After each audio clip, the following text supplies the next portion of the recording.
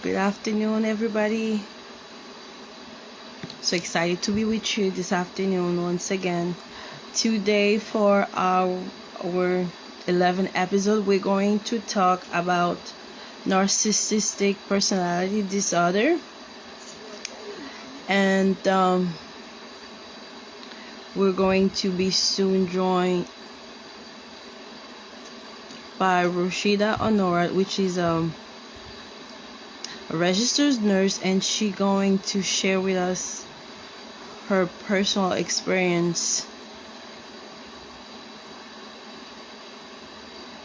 with this subject.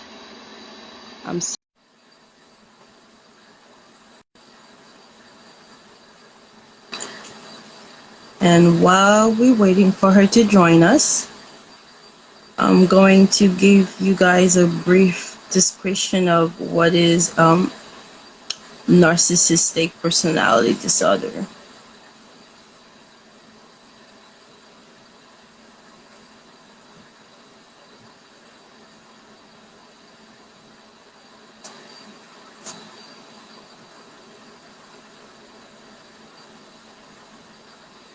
Okay. So, narcissistic personality disorder is a disorder in which a person has an inflated sense of self-importance. They feel like others' feeling doesn't matter. It's all about themselves. And they feel like they are so important that they always deserve special treatment in all situation, and they never wrong.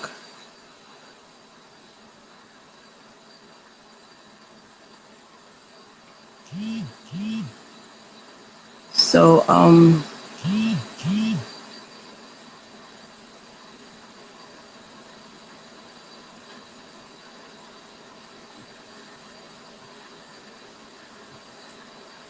so we're waiting for our guest to join us. Okay.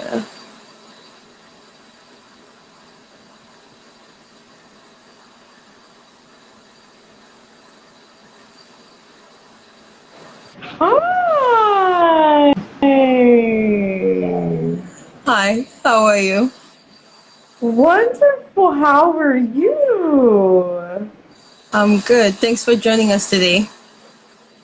Thanks for having me. All right. So I was just describing earlier what is a narcissistic personality disorder. And Okay. so Often, well, I already so described it. So since now you're just joining now, I'm gonna let you talk. Introduce yourself, sorry. hi. Well, I'm Rasheda Honorat, and by profession, I'm a registered nurse. Um, but have also been very delved and involved in the topic of narcissistic personality disorder, which when you get into that topic of personalities, I say that because oftentimes, especially in our culture, you know, in being a first generation born American, you have a lot of conflicts that arise, and oftentimes it's very hard for someone to reconcile. And in going through certain steps and working on yourself, or in my case, therapy, you find out that there are things that you really don't know of the world. And one of them was encountering narcissistic personality disorder and being raised by two parents that had that. And I say that to say that oftentimes in our culture, there's so many things that are not spoken of. And that's one of the things that is a disadvantage, which is the lack of emotional connect from generation to generation. And in our regard, it would be from parent to child. And it's been really, really interesting and learning. And it's also, you know, oftentimes it's something that's very scary to talk about because no one ever wants to say anything negative about a parent, right? So that was pretty much, I think if that gives a good intro, that's it. So okay. So you said you're a nurse, and what else do you do besides being a nurse? Goodness. Well, I mean, other than being a nurse, I've provided a lot of private home care to um, hospice patients. I've been involved with pediatrics and family dynamics as well as you wouldn't be able to tell it now because still kind of working, but beauty expertise as and mostly right now travel nursing. But yes, that would be the gamut of certain things. I'm also a published poet to add to things, so that would be the gamut of the my All right. curriculum vitae, so to speak. All right, I haven't heard that word in a long time. So, okay, so I was saying earlier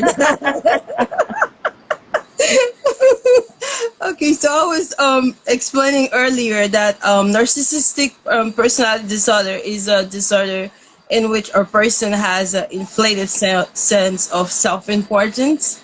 It's Mm-hmm. all about themselves. They feel like all the whole world evolve around them. They're never wrong, and because they feel like they're so important, they always deserve special treatment. Saying all that to ask you, how did we get here?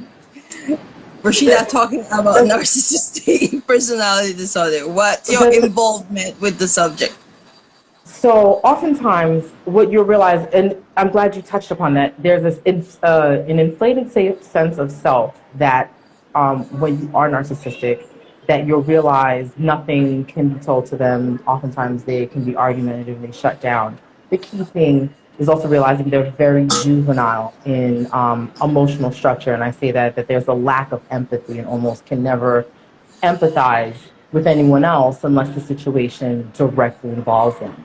And you'll see with some of the children that I've taken care of, as well as myself being raised, unfortunately, by two narcissistic parents, there's a way that one structures their life in raising that they become very sheltered and guarded, and they can almost negatively look at things or pinpoint that things are not going to go their way only because of having a long-standing life of sometimes just walking on eggshells. And I say that because oftentimes we're so quick to judge male parents and say that, oh, they're deadbeats or, they don't contribute. But it goes both ways. And in our society, it's like it's almost taboo to speak of parents in any ill light because they gave life. And sometimes you have to understand that parents are stewards of lives. They may have given it, but it's not necessarily their right to control it to such a degree where they do not realize that children are also human. And it's hard because you won't notice these cues that you yourself lose because it's so ingrained in the negative thinking, they're being consumed with their needs, and sometimes emotionally providing for them in a way that you yourself lose yourself. You'll see that manifest in from childhood to adulthood with people that they become people pleasers. They avoid confrontation. They don't necessarily like to speak about themselves or the limelight because they're so used to it not being on them or having to provide that emotional support for those that are of such a fragile emotional state. It's like oftentimes you'll see at best that someone that does have a narcissistic personality has the emotional continuum of at best a teenager, if that. Okay, so some of the symptom of being a narcissistic, or the feeling excessive need for admiration, disregard for others' feelings, social isolation, being grandiose. Have you find out in all the cases these are true, or maybe there's some symptom that might not be as visible as the one that we just listed? So the thing is that like all things, there's a I guess what I'm spectrum. trying to ask, how do you know for sure that you're talking to a narcissistic? See that, and it depends on your interactions, and I say that because you can have it in the very juvenile sense in someone that is doesn't take life seriously. Responsibilities don't mean much to them, and sometimes in your life you might find you have that annoying friend that is like they're the life. You'll find that they're the life of the party. They are really fun, but on a superficial basis, nothing is taken too seriously. Not even in their own life, they might not be able to balance a budget, pay a bill, do simple tasks that would acclimate them to society. And at best, that would make them just an annoying individual, if that makes sense. So it's not necessarily, you wouldn't classify them as an extreme or malignant narcissist. You'd at best think that they're annoying or selfish, but very much so you'll realize, like, especially if they tend to be parents, they're not as effective parents because it's always about the fun and never about the serious. And we all know in raising any life, you need to have the bitter with the sweet. So, and if you look at it at an extreme end where there's manipulation, there's gaslighting, deflection, it's never their fault, it's yours. Even if they will, as the expression will, they'll poke the bear, and then the person being antagonized will have a reaction to their manipulation or continued abuse, and they're deemed as the aggressor when really you don't see the precursor that led to that, and they play the victim. So it's a spectrum. And again, this isn't something that you would necessarily treat per se with any medication or it being necessarily a chemical imbalance because it's a personality disorder. It's a defect in some emotional connect. And oftentimes you'll find that the person that is narcissistic is stuck at the age that the trauma or most burdensome of trauma occurred. But it does vary. So you can come across people that have narcissistic characteristics, but may not necessarily be entirely narcissistic. Okay. So, you kind of pick up on my next question. My next question was going to be, what caused a person to be narcissistic or to become narcissistic?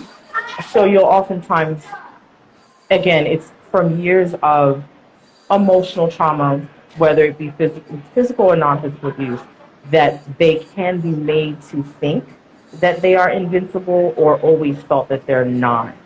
And in that, not approaching those emotional obstacles, that'll sometimes result in them having a grandiose sense of self without ever really tackling what the true issue at hand is. And oftentimes you'll find that the age of said trauma at which it occurred is usually where they stay at emotionally and can never get past that because their emotional growth never went past that. And it's not to say that these people aren't intelligent. It's not to say that they can't function in society, but true colors are oftentimes shown in different relationships or the closeness between a narcissist and their supply, which is usually the person or persons that they use. Okay. I was reading that there's different form of narcissistic. Mm-hmm. I don't know if you're kind of familiar, and you can you talk to us a bit about the different kind? Well, again, as I stated, there's like the spectrum where you can find someone that is very juvenile. You'll find them to be very fun of the party.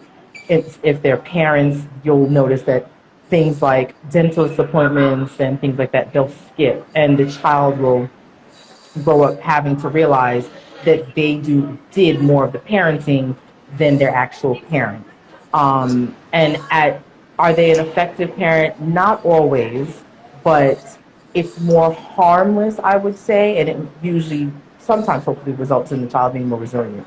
The more extreme of that is where you would have a classic narcissist where they gaslight, they manipulate, they pin siblings against one another or compare you in a manner to make you feel that you're not good enough to strive for more.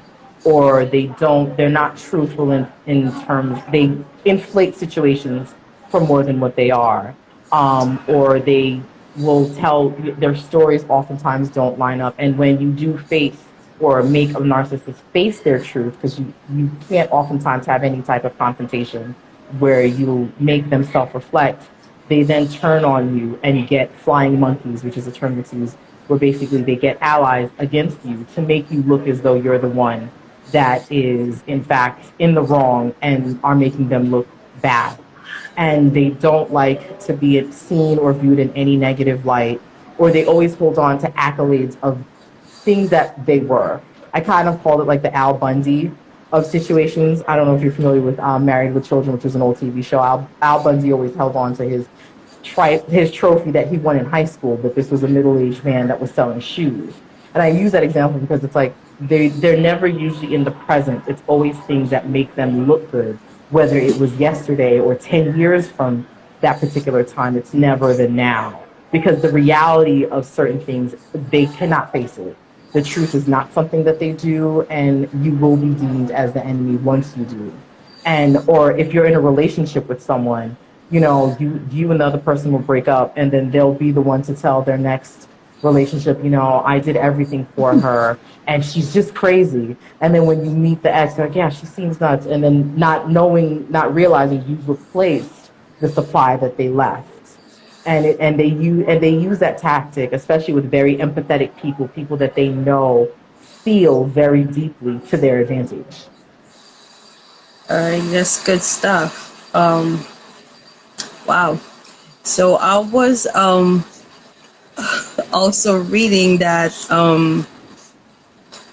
one of the trick that narcissistic people tend to use on others is what we call nowadays ghosting. Yes, yes. It's a very effective trick, yes. And I know it's something that's nowadays is very common, and most of us experiences one way or another. So where do you draw the line between separate yourself from others and actually being a narcissistic and exercising your narcissistic trait? That's tricky, and I only say that because for myself, and I'll say that that's been a negative, toxic quality that I do acknowledge, and it's something that I've been working on. I am very famous for ghosting, and that's only and but my what that manifested in me. I'll use myself as an example. Is that I get very scared of getting close to people because my fear is they'll disappoint me.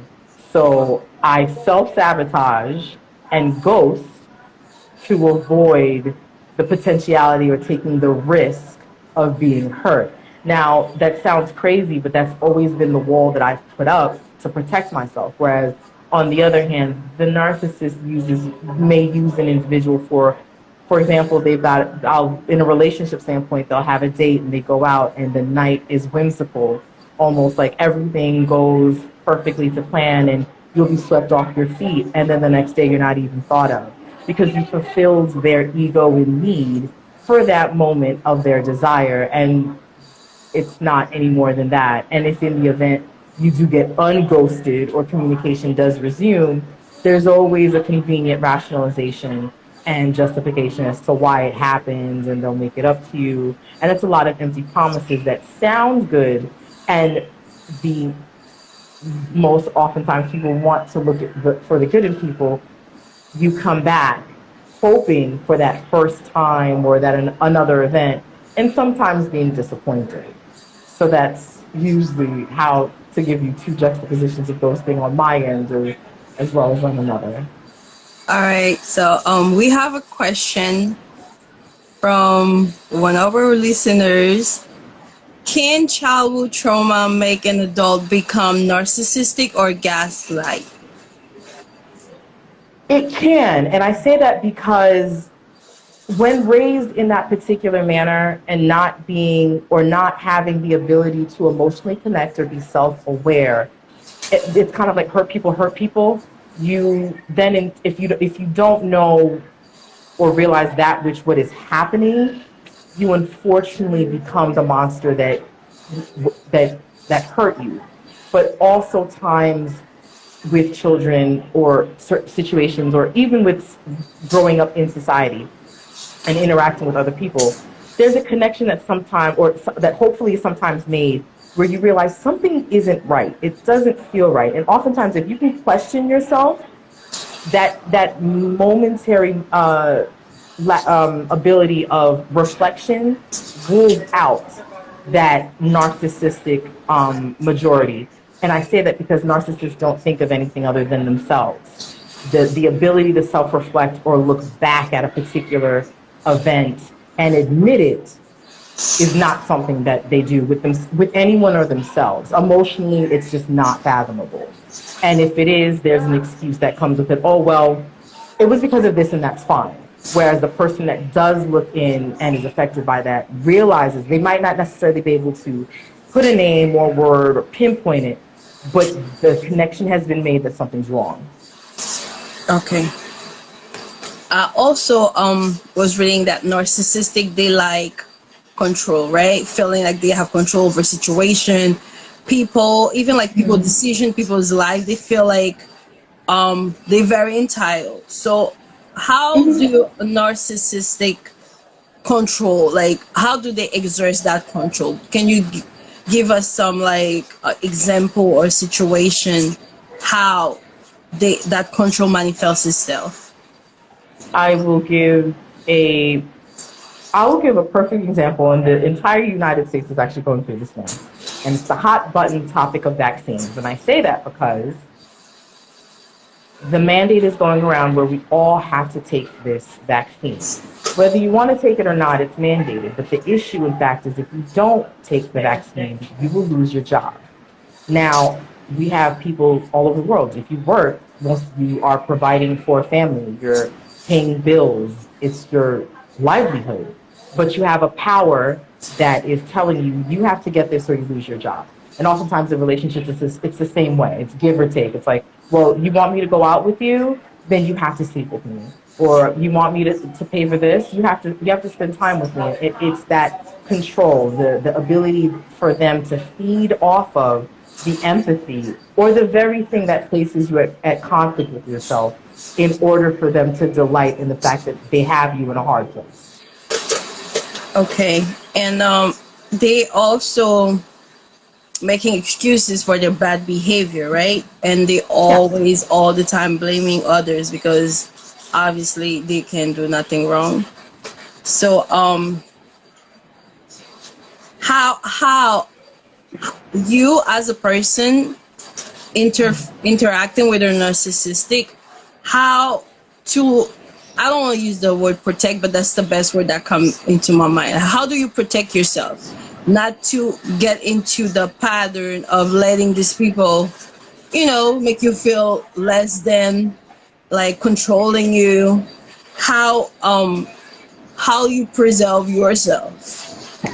See, there's two ways I'll answer that. One, when you haven't recognized what the issue is in dealing with a narcissist, psychologically and emotionally, you already build a defense mechanism to safeguard yourself from continually feeling that pain. In other words, you get used to it. You become numb. And I say that because for myself, to touch upon your point of ghosting, before I get hurt, I myself ghost. So I make myself take the blame as opposed to that burden falling on someone else. But if in the event you've already reached a point that, yes, I know that this person is a narcissist, I know that this person controls me, or uses XYZ situation or obstacle against me, honestly, you don't feed into it, or you do not contact them at all. And I say that it's really hard, especially if you're someone that might have had a child with a narcissist. In that regard, keeping everything minimal and documenting it in the courts, if the courts are involved, would be the best thing, only because they can't be above the law unless they're trying to use the law against you. And because my next question is because a lot of us, right, we're very empathetic, and that mostly why we always find ourselves in some situation we have no business being in. So the next question is, in our, how would I say, in our root for caring for others, do narcissistic care about people? That's a very interesting thing. And I tend to say, do kids care about lollipops? It sounds crazy, but a 3-year-old will kill you for a lollipop. If you've ever seen them throw a temper tantrum, it's the only thing that they want, especially if you take it away from them. The level or amount of what they care for you for depends on their emotional growth. And they can care and love for you the only way that they can because of how they received it.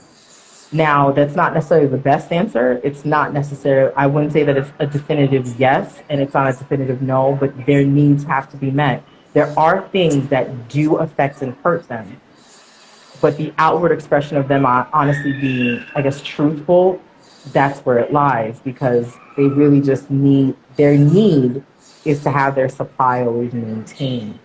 So if you want to associate with them caring in that regard, yes, but it's their needs and their love and their care that has to be met.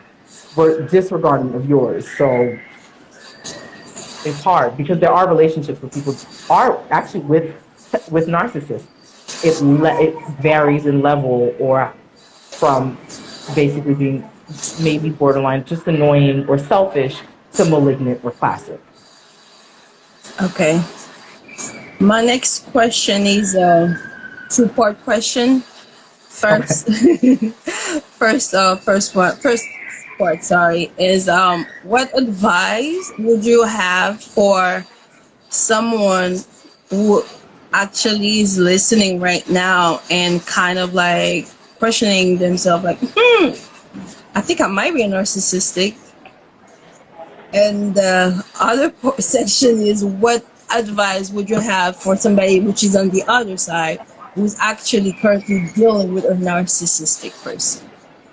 This is very hard, and I say that because in the sense that narcissists don't self-reflect. It's very, it's not something that they know. I use this analogy. You know how sometimes you could be having a day or something could be going wrong, and you ask yourself, "Am I crazy?" Yeah. And you know that, but you're like, "No, I'm not crazy." So I always say, crazy people don't ask themselves if they're crazy because they know that they're not. Whereas those that are not crazy question their sanity because of events that have occurred.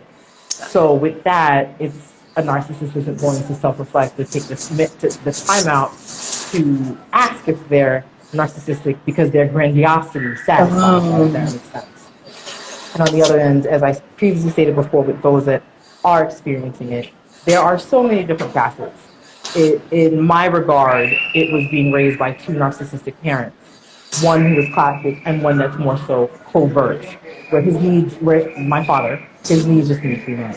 Oftentimes you can see that in angry mothers, single mothers that are dealing with single fathers that may not be as cooperative, or some women that use their children against the father, and vice versa. Or in relationships where you'll have either man or woman that make the ex look as though they're crazy and they're this prince or princess in shining armor, when really behind the scenes they're a terror. Like oftentimes you'll be like, you know what, he's really nice and like with people, they're really social, but yet he's a Dr. Jekyll and Mr. Hyde type. And my advice for that would be like, seek help. And I say help looks different for every other person. For me, it was years of therapy. For others, it can be a combination of therapy, spirituality, meditating, yoga, but seek help because it doesn't always get better, but it can get better for you. Okay. And you also picking up on my next question again, one more time. So, you mentioned your personal experience, and I was gonna say, narcissistic, they like we talk about the control, they never do nothing wrong. They and then I find it's a form of abuse because you can only hurt somebody for so long, for so much, and keep acting that everything is fine. What the other person's feelings, right? So I was gonna ask, I'm asking, in your case, you said you've been raised by two narcissistic parents, and I can only imagine that. I don't think I can, but what were the resources that kind of like help you along the way not to become crazy? Therapy, God, and a self-made support system. Because it wasn't until I will say like in adulthood that things just weren't making sense, and finding what the steps were, finding what the problem was, took time. And when it did, it was realizing a lot of the defense mechanisms that served me as a child no longer served me as an adult, and simple things were falling apart. And in that, it was like, well, how do I get help? how do I alleviate the situation? And then I was like, well, the situation couldn't have been alleviated, but I needed to save myself in that regard because I was feeling as though I was going outside of my mind. I thought I was crazy. And realizing, you know, no one, regardless to relation, stranger or not, should have the ability to hurt you to a point where you doubt yourself or causes serious harm, whatever that harm may look like. And it was in that if the person that birthed you, raised you, had a hand in your living did not emotionally support you, or their emotional um, livelihood meant more than yours, then what did that really say about what they felt about you? So it's hard. And in that it was a very big thing for me because I was like, I'm not going to continue failing this. I do not want to continue living like this. And then it was at that active point in time that I made the choice to seek help. And how did this affect your relationship with others? So, to be quite honest, when oftentimes they say that women have daddy issues or mommy issues. It was in realizing in some of the relationships I had where they failed and why. And it was in seeking a need that I wasn't receiving before and trying to fulfill it with someone else and it being ineffective. And in that, it was realizing the issues that stemmed from the parental raising that did not help me weren't helping me in my social or settings or relationships with others. And it was displacing those things that I knew I couldn't get elsewhere, but finding them in people that still emulated the negative models that I had. And it wasn't until I sat down that I realized I need to cut these people out just as much as I need to go no contact with my own parents. And it was very hard because you mourn the relationship that you didn't have. You mourn the relationship of the child or person you were or lost or could not be, as well as the current circumstances. So it's a multifaceted thing. And we know, like, we always attracted to what we know, but what we know and we're comfortable with, that does not mean that's what's best for us. Correct. All right. So thank you so much for being so open about all this. If there's anybody who listening right now and then they have more question about the subject, where can they find you after this live? Well, I do have an open page on IG, so it's Woushe23, WOUSHE23. That's my IG handle, and also via email with that same handle, WOUSHE23 at AOL.com. Awesome. So okay, that's I want to again say thank you for coming and talk about such a sensitive topic. We all know that we all live or still currently facing difficult situation, and once we get there, when we start talking about it, there's such freedom in releasing everything that happened, and we at the same time can help other people. So I really want to thank you for taking the time out your busy schedule. You're welcome. Be here and talk with us about this so close to home subject, and thank you for everybody who joined. And if you have any question, do not hesitate to reach out either to myself or Rasheda. She gave her page, she gave her information. If you have more questions, send us a message. And like I always say, every situation, nothing is really new. We're all facing all the same situation. And no, you're not crazy if you find yourself in a situation where narcissistic. It's not your fault. There's nothing wrong with you. But I do want you to know that help is available once you're ready. And so that's all I have for you today. Thank you for having me. Oh, so wonderful. So welcome. And I'll see you guys next Sunday for another episode. Have a nice Sunday. Take care. Bye. Yeah. Bye.